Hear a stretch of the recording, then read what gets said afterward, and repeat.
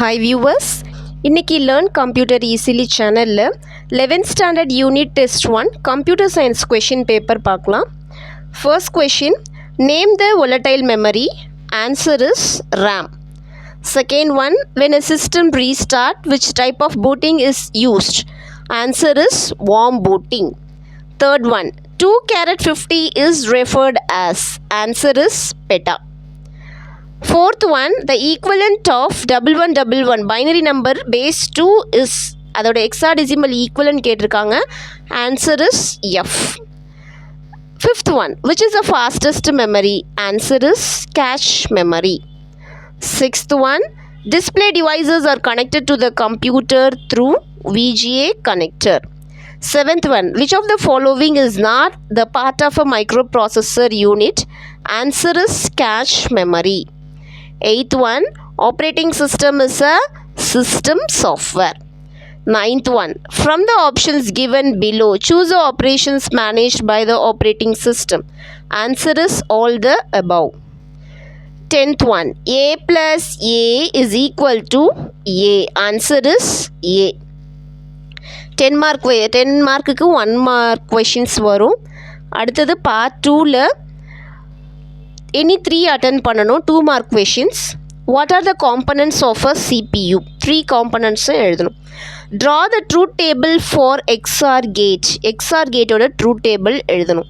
So 0 0 na 0, input different வந்தா 1, same வந்தா 0. Next, distinguish primary and secondary memory. 14th one, how will you rename your file? This is all a 2 mark question. Next, 3 mark questions பார்க்கலாம். 3 mark questionல first one, name any 3 output devices. Monitor, printer, plotter. இது heading தான். Monitor எதுக்கு use பண்ணுறோம், printer எதுக்கு use பண்ணுறோம், plotter எதுக்கு use பண்ணுறோம், 1 line explanation கொடுக்கணும்.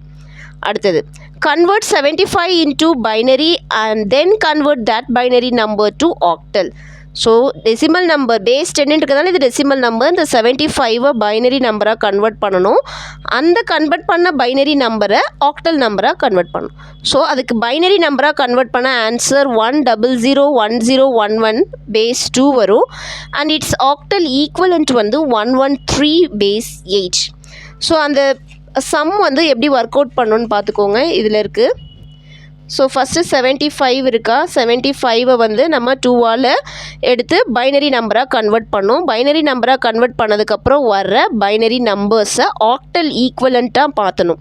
ஆக்டல் ஈக்குவலண்ட்டாக மாற்றுறப்ப லாஸ்ட்லேருந்து ரைட் ஹேண்ட் சைட்லேருந்து 3 பிட்ஸாக எடுத்து எழுதணும்.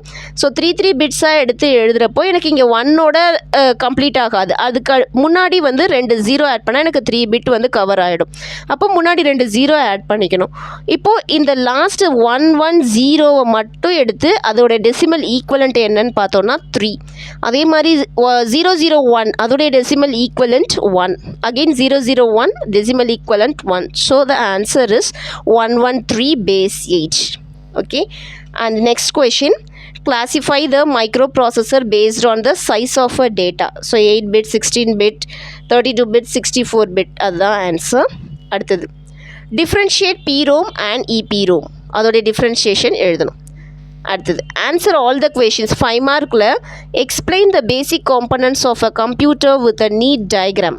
அது or discuss the various generations of a computer. இது எழுதணும். Next, convert 298.75 into binary. அதையும் போடணும். Then addition and subtraction of a binary numbers. So இதுவும் நம்ம செய்யணும். சிலது வந்து புக்கில் கொடுத்துருக்க மாதிரி நம்பர்ஸில் இருக்குது, சிலது வந்து ஓனாக கேட்டிருக்காங்க. ஸோ அந்த பைனரி ஈக்குவலண்ட்டுக்கு அந்த அடிஷன் சப்ட்ராக்ஷனுக்குன்னு தனி ஃபார்மேட் இருக்குது. 0 + 0 0 0 + 1 1 அந்த டேபிள் ரஃப் காலத்தில் போட்டு அதோடைய கேல்குலேஷன் போட்டோன்னா நமக்கு சம் ஈஸியாக ஆன்சர் வந்துடும், தப்பு இல்லாமல். பிட்ஸ் எல்லாம் கொஞ்சம் கேப் விட்டு எழுதணுன்னா கன்ஃபியூஷன் இருக்காது ஆட் பண்ணுறதுக்கும் சப்ட்ராக்ட் பண்ணுறதுக்கும். ஸோ இதுதான் அதோடைய ஆன்சர். இந்த ஆன்சரை எழுதிட்டு பேஸ் 2 போட்டோன்னா அதுக்கு மார்க் கிடைக்கும். Okay, thank you.